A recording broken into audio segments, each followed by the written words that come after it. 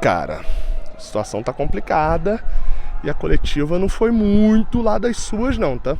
Tô gravando aqui ainda direto do estádio do Raulino de Oliveira, ó. Tá ali, ó, as arquibancadas, enfim. E a situação não tá das melhores não.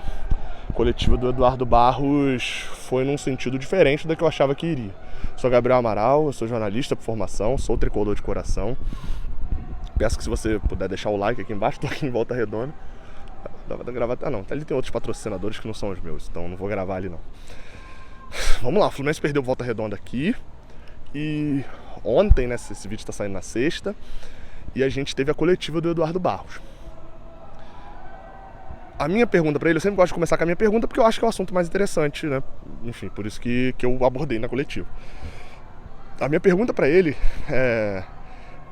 Não adiantaria, eu tô com isso na cabeça desde domingo, que não adiantaria nada eu perguntar sobre o episódio de domingo, porque a resposta ia ser muito curta. Página virada, que foi o termo que ele usou inclusive, seria algo relacionado a já estamos tudo resolvido e não teria desdobramentos. Falei, a partir do momento que ninguém falou de cabeça quente, de cabeça fria, vamos falar tudo que, enfim, assessoria e etc. já combinou de ser falado. Então, era um tema muito mais precisava ser abordado.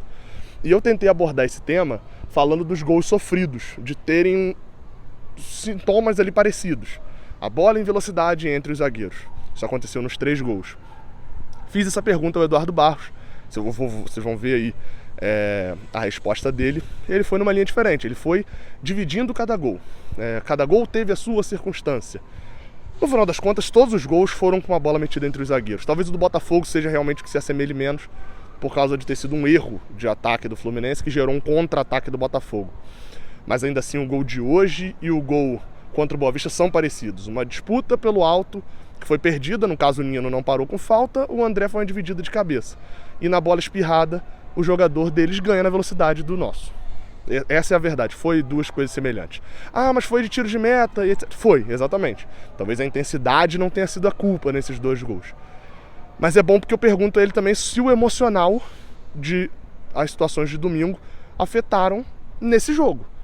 E aí ele responde que é a página virada. Tá, eu vou tentar dividir um pouco a resposta, porque você está tentando fazer uma amarração com uma argumentação que eu enxergo de uma maneira distinta. Os 3 gols, eles têm naturezas diferentes.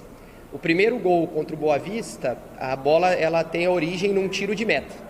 Então, é uma bola longa que a gente perde a cobertura e isso resulta em gol. O segundo gol contra o Botafogo, instantes antes do gol, a bola está sob o nosso domínio.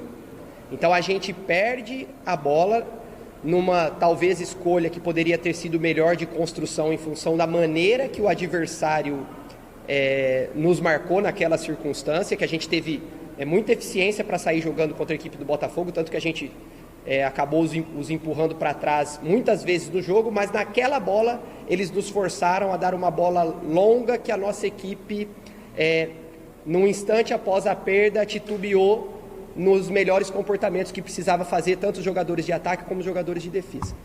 E o gol de hoje é um gol que eu tenho que entrar nessa questão, porque era um lance que facilmente a gente poderia ter neutralizado se o Nino não tivesse sido punido erroneamente com cartão amarelo no primeiro tempo. É um lance que o adversário nem desenha o contra-ataque como sua principal característica, não é aquele contra-ataque que ele sai em muita velocidade, tem tempo para a gente poder matar a jogada, mas infelizmente o Nino não consegue matar a jogada por já estar amarelado e talvez ter ficado em dúvida se poderia ou não travar a jogada naquele momento. A partir daí, tem uma bola com um ótimo movimento do Lelê que termina em gol.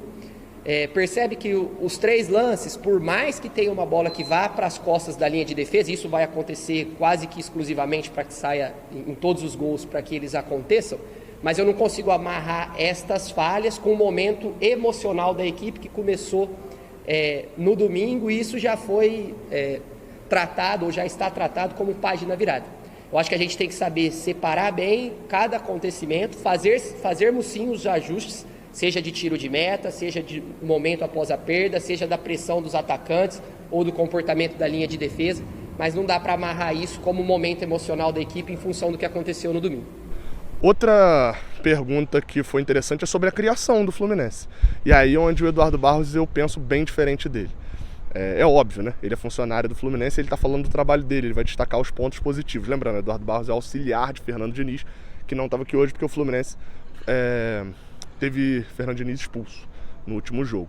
Por isso ele estava aqui e deu a entrevista. E aí é onde a análise diverge totalmente, porque ele faz questão de falar que o Fluminense poderia ter saído na frente, que criou chances e etc.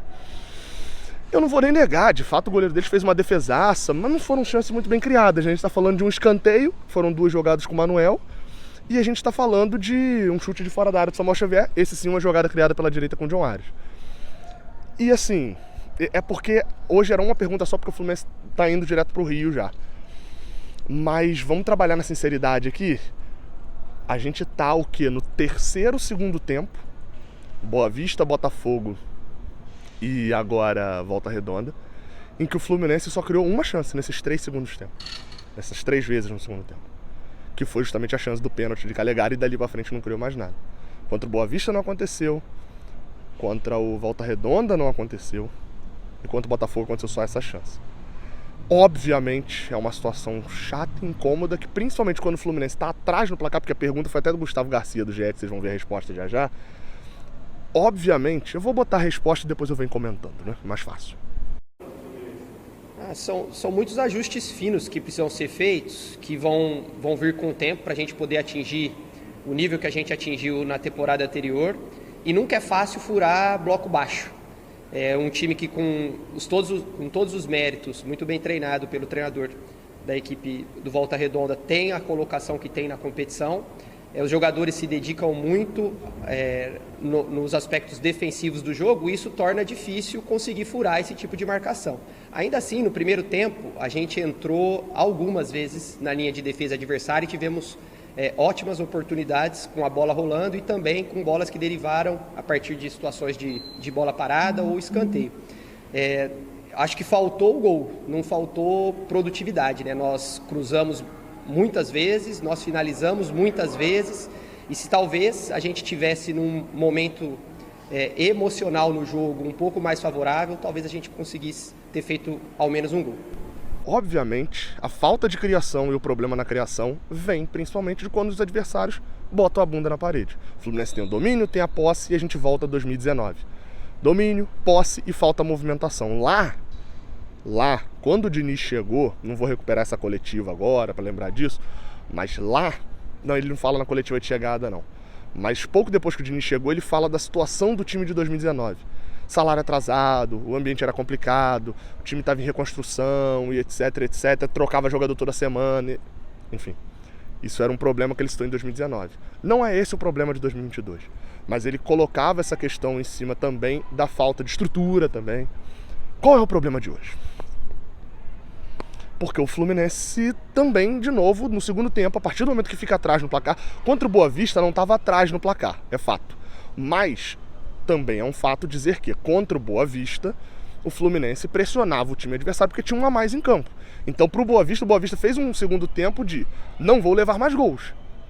Ou era como se o Boa Vista estivesse ganhando o jogo, o Fluminense pressionando. E a gente não conseguiu criar. Foram 3 partidas que a gente não conseguiu criar. Se você pegar no ano até agora, são 6 jogos, 5 gols, 2 gols contra, um do Alan, um do John Aras e o outro, já até me esqueci de quem é. Sumiu da cabeça. É o gol contra o Boa Vista. Nova Iguaçu, do Lima. Boa Vista é contra também. Não tá tendo criação, principalmente quando fica atrás no placar. Já ficou manjado o André na zaga. Já ficou manjado como suprir isso. Manda a bola longa do goleiro. Dessa vez, na verdade, o gol até aconteceu antes, né? Mas a gente teve outras chances ali em que pegou também o Fluminense com a bola entre os zagueiros. Enfim, tem problemas acontecendo. É o que eu botei no título da análise de ontem. É preocupante. Por quê? Porque gera preocupação. Por isso que é preocupante. Gera preocupação com o que tá vindo. Gabriel, um drama, ainda é carioca? Sim, a gente pode ser eliminado carioca, cara. O cenário é esse. Volta Redonda abriu 3 pontos. O Vasco, se ganhar o jogo do Botafogo, o Vasco vai a 11, o Botafogo tem 10 e fica na nossa frente. E aí? E aí cair na primeira fase do Carioca ainda em março, fica 2 semanas antes da Libertadores. Tem que abrir o olho. Tem muita coisa não funcionando. Segundo, vocês viram a resposta do Eduardo Barros, isso vai se resolver com o tempo. quanto tempo a gente tem. É isso. Tamo junto. Se tiver outra coisa acontecida interessante na zona mista, etc., eu vou acrescentar agora. Se você ainda tá me vendo, é porque não teve. Até a próxima. Valeu.